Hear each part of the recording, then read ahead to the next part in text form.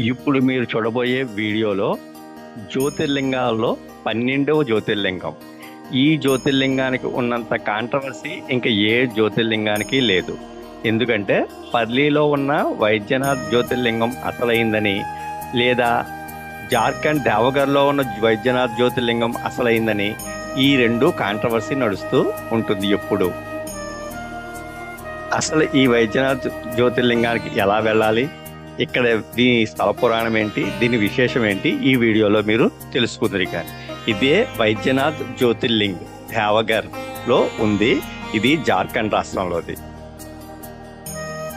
వైద్యనాథం చితాభూమి అని చెప్పి శివ పురాణంలో ఉంది. చితాభూమి అంటే ఈ దేవగర్ యొక్క పాత పేరు, అందుకని ఇదే అసలైంది అని అందరూ అంటూ ఉంటారు. ఇది శివపురాణంలో చెప్పబడి ఉంది.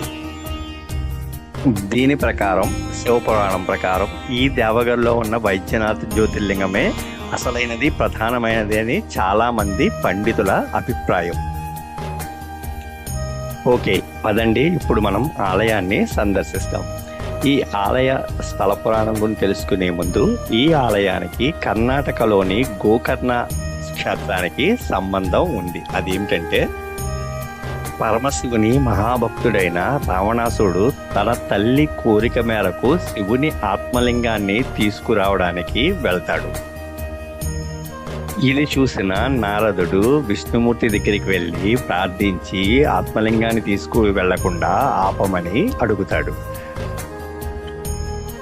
రావణాసురుడు ఘోర తపస్సు చేయగా మహాశివుడు ప్రత్యక్షమవుతాడు. కానీ విష్ణుమూర్తి మాయ చేత రావణాసురుడు ఆత్మలింగానికి బదులుగా పార్వతీదేవినిమ్మని అడుగుతాడు. దానికి మహాశివుడు అంగీకరించి రావణాసురుడితో పార్వతీదేవిని పంపించాడు. రావణాసురుడు పార్వతీదేవిని తీసుకుని లంకా నగరానికి బయలుదేరి వెళ్తుండగా మార్గ మధ్యంలో నారదుడు కనిపించి, శివుడు నిన్ను మోసం చేసి పార్వతీదేవికి బదులుగా మహాకాళిని ఇచ్చాడు. అసలు పార్వతీదేవి పాతాళంలో ఉంది అని చెబుతాడు. రావణాసురుడు తిరిగి పార్వతీదేవిని చూడగా ఆ సమయంలో పార్వతీదేవి మహాకాళి అవతారంలో రావణాసురుడికి కనిపిస్తుంది. వెంటనే రావణాసురుడు పార్వతీదేవిని విడిచిపెట్టేసి అసలు పార్వతీదేవిని వెతకడం కోసం పాతాళ లోకానికి వెళతాడు. అక్కడ ఉన్న మండోదరిని పార్వతీదేవి అనుకుని వివాహం చేసుకున్నాడు.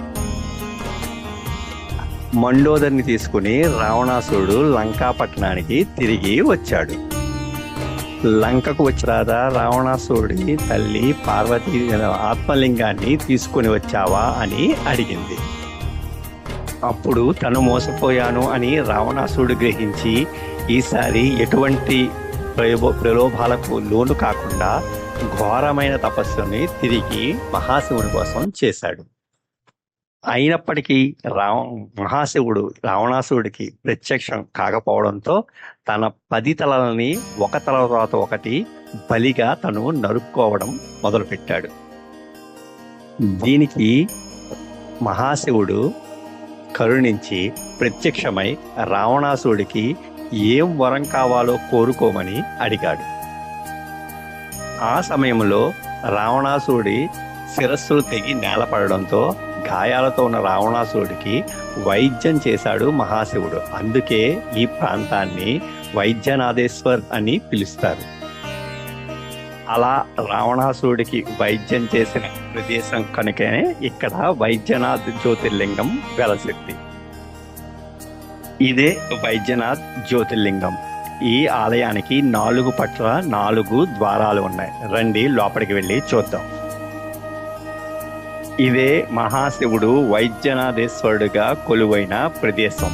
ఈ ఆలయాన్ని సందర్శిస్తే మనకి ఉన్న సర్వ రోగాలు నయం అవుతాయని ప్రతీది. పూర్వం ఈ ప్రాంతాన్ని దేవగృహం అని పిలిచేవారు. తరువాత ఇదే దేవ్గర్గా మారింది. బ్రిటిష్ వాళ్లకు దేవ్గర్ అని పిలవడం రాక దియోగర్ అని పిలుచుకునేవారు. అందుకే చాలా బోర్డుల మీద ఇప్పటికీ అఫీషియల్గా దియోగర్ అని మాత్రమే ఉంటుంది. కానీ ఇక్కడ స్థానికులు అందరూ దేవఘర్ అనే పిలుచుకుంటారు.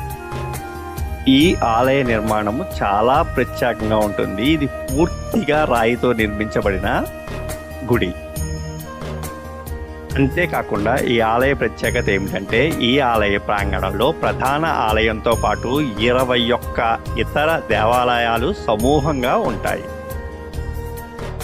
అంతేకాకుండా ఈ ప్రాంతంలో 51 శక్తిపీఠాలలో ఒకటైన జయదుర్గ శక్తిపీఠం కూడా ఇక్కడే ఉంది. ఆలయంలో భక్తుల రద్దీ చాలా ఎక్కువగా ఉంది. దర్శనానికి కొంచెం సమయం పడుతుంది. రండి చూద్దాం. దర్శనానికి ఇలా మెట్లెక్కి ఈ క్యూ లైన్లో వెళ్ళవలసి వస్తుంది. ఈ క్యూ లైన్లు చూశారు కదా. ఆలయం లోపల కెమెరా ఎలవ్ లేదు, నేను వీడియో తీయలేకపోయాను. ఇలా ఉంటుంది జ్యోతిర్లింగం. దర్శించుకోండి. బాబా బైద్యనాథ్ జ్యోతిర్లింగానికి ఎదురుగుండా ఉన్న ఈ ఆలయమే జయదుర్గా శక్తిపీఠం. ఈ ప్రదేశంలో సతీదేవి హృదయం పడింది అని అంటారు. ఈ ఆలయం దర్శించిన తర్వాత చుట్టూ ఇంకా చాలా ఆలయాలు ఉన్నాయని చెప్పాను కదా. కేదారేశ్వరుడు, ఓంకారేశ్వరుడు, మహాకాళేశ్వరుడు, త్రయంబకేశ్వరుడు, భీమాశంకరుడు, కుబేరుడు, నరసింహస్వామి, దత్తాత్రేయ స్వామి, వీరభద్రస్వామి మందిరం, ఇలా చాలా 21 ఆలయాలు చుట్టుపక్కల ఒకే ప్రాంగణంలో ఉన్నాయి. ఈ ఆలయాల్లో కొంచెం మోసాలు ఎక్కువ జరుగుతూ ఉంటాయి. ఆడవాళ్ళు అయితే నగలు ఎక్కువ పెట్టుకుని వెళ్ళకండి. దొంగలు ఎక్కువగా ఉన్నారు, జాగ్రత్తగా ఉండండి. అలా అని ఇక అందరూ మోసగాళ్ళని కాదు, కొంతమంది ఉన్నారు. దర్శనం అయ్యాక తిరిగి మీ హోటల్కి చేరుకోండి. వైద్యనాథ ఆలయాన్ని చూశారు కదా. మరొక ఆలయంతో మళ్ళీ కలుస్తాను. మీ ప్రసాద్. అందరికీ ఆ పరమశివుని ఆశీస్సులతో మంచి జరగాలని కోరుకుంటూ